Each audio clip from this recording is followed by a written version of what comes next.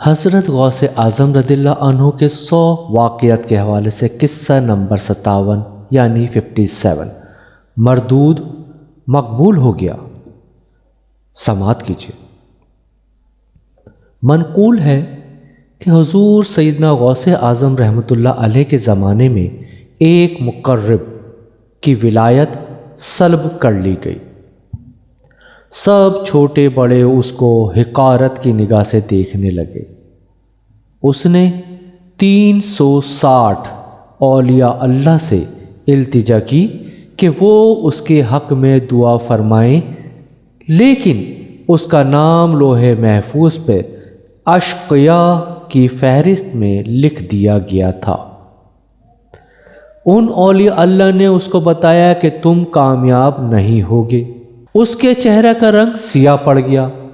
اس شخص نے حضور سیدنا غوث اعظم رحمۃ اللہ علیہ کی خدمت میں حاضر ہو کر دعا کی درخواست کی۔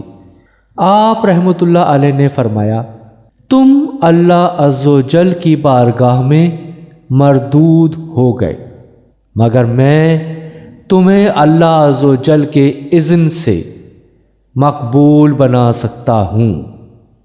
پھر حضور سیدنا غوث اعظم رحمۃ اللہ علیہ نے اس کے لیے بارگاہ الہی میں دعا فرمائی تو غیب سے ندا آئی، کیا تمہیں معلوم نہ تھا کہ تم سے قبل بھی 360 اولیاء اللہ اس کی سفارش کر چکے ہیں، لیکن اس کا نام لوح محفوظ پر اشقیاء کی فہرست میں لکھا جا چکا ہے۔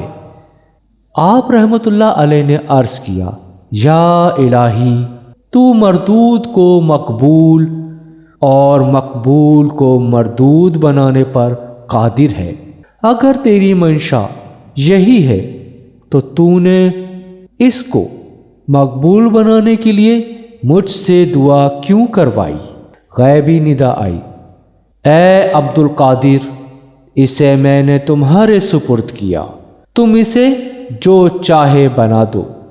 چنانچہ آپ رحمۃ اللہ علیہ کی دعا سے وہ پھر سے بارگاہ الہی میں مقبول ہو گیا۔